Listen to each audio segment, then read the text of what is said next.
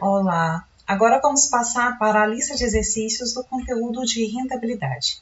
Primeira coisa, as duas primeiras questões devem ser feitas à mão e as duas últimas vocês podem entregar em arquivo .doc, .docx, XLS ou XLSX, ok? Aceitarei arquivos apenas nestes formatos. Bem, primeira questão. Defina identificando na legislação. Portanto, vocês devem procurar na legislação, ver qual é a legislação a respeito daquilo, identificar qual é o número da resolução, portaria, lei, identificar o artigo, o parágrafo, todas as características direitinho e transcrever aquilo que está na legislação. Acreditem, isso vai ajudar muito vocês no futuro quando estiverem trabalhando com essas questões, certo? Bem, então identifiquem na legislação qual é a taxa atuarial máxima em planos de entidade fechada de previdência complementar. Depois, qual a taxa real de retorno dos ativos máxima em planos de entidade fechada de previdência complementar. Lembrem da diferença entre taxa atuarial e taxa real de retorno, ok? E em seguida vamos fazer o mesmo para RPPS. Qual a taxa atuarial máxima e qual a taxa de retorno dos ativos máxima em RPPS.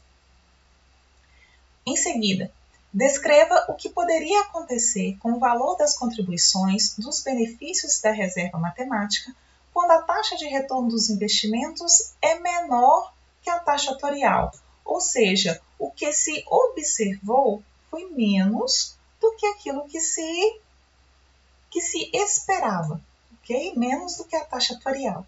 O que poderia acontecer, então, em um plano da modalidade benefício definido e em um plano da modalidade contribuição definida com pagamento de benefício temporário, ok? Essas duas situações, aí vale a pena pensar em todas as implicações atuariais, talvez escrever alguma fórmula para ajudá-los a pensar a respeito das implicações dessas duas modelagens, mas acredito aí que com este exercício vocês vão entender melhor a implicação de estimativas incorretas nas taxas atuariais em relação à taxa real. Quais são as implicações disso na reserva matemática, no valor dos benefícios das contribuições, ok? Bem, as questões seguintes. Primeiro, número 3. Em um plano de contribuição variável, lembra então aí das características de um plano de contribuição variável. O valor do benefício é definido pela divisão do capital acumulado pelo participante pelo valor da sua anuidade vitalícia. Assumindo que um homem de 65 anos tem mortalidade dada pela tábua IBGE 2010 masculina, ou a mais recente, acumulou 500 mil unidades monetárias até os 65 anos, qual então vai ser o valor do seu benefício mensal? Letra A. Assumindo taxa atuarial igual a zero, assumindo taxa atuarial igual a 3% ao ano e assumindo taxa atuarial igual a 6% ao ano.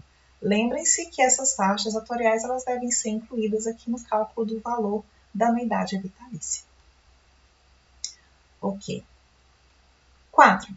Visite o site da SUSEP, vai lá no site. Esse exercício eu gosto bastante porque permite que vocês vejam o funcionamento real dos planos previdenciários. A gente vai trabalhar agora com dados reais. Isso é importante para vocês verem o que realmente está acontecendo.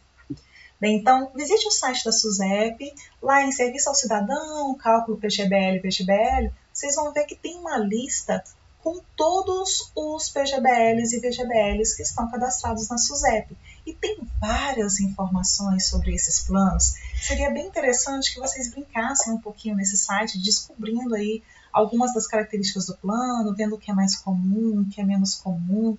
Tá bem interessante mesmo.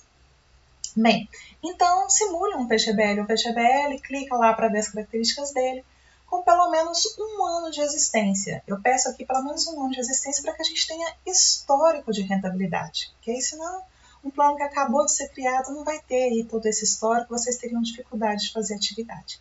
Então vejam lá um plano que tem pelo menos um ano de existência, pelo número de processos dá para identificar quando que ele foi criado, ok? Identifique o número do FII, que é o número do Fundo de Investimento Exclusivo, ou o CNPJ do Fundo de Investimento, que seria o equivalente. Aí, olha, nós vimos aqui, então, um fundo de investimento real, algo que existe efetivamente no mercado, que está aí sendo comercializado, certo? Agora a gente vai lá no site da Comissão de Valores Mobiliários, CVM, e vamos consultar o histórico de rentabilidade daquele fundo que vocês escolheram. Então, nós vamos ver o que está acontecendo de verdade, né? A gente fala, às vezes, da legislação e tudo, mas o que se observa? Vocês vão lá ver qual é esse histórico de rentabilidade. Esse histórico ele pode ser tido pela variação do valor da cota. É uma boa forma aí de estimar esse histórico de rentabilidade. Bacana, né? Bem, faça isso com pelo menos 3 fundos diferentes e compare as rentabilidades desses fundos, porque eles são fundos diferentes, que investem em coisas diferentes. Então, observam rentabilidades diferentes. Compare, né? Se você pegou aí talvez 3 PGBL ou 3 VGBL ou mistura entre eles, compara o que foi maior, o que foi menor, né? Teve alguma característica que impactou, ou eles foram similares? Não sei. Compare aí os seus resultados. Depois, compare as rentabilidades observadas na letra A, ou seja, nesse exercício anterior, com os valores dos índices inflacionários no período. Então, vocês devem pegar também os valores do IPCA no período que foi analisado. Se você está analisando um período aí de 5 anos, considerando um fundo que foi criado aí há 5 anos, então pegue também o IPCA nos últimos 5 anos, ok? Qual é a rentabilidade livre de inflação observada por estes fundos? Repare que, descontando a inflação, nós temos um valor bem diferente daquilo que foi observado na letra A. Porque na letra A vocês estavam fazendo a rentabilidade total, certo? Então, com estes exercícios, eu acredito que vocês vão ter uma boa noção daquilo que efetivamente está acontecendo no mercado e entender o funcionamento desses planos e a importância, portanto, da rentabilidade, de uma boa estimação da taxa atuarial nos cálculos que a gente vai fazer com relação a fundos previdenciários.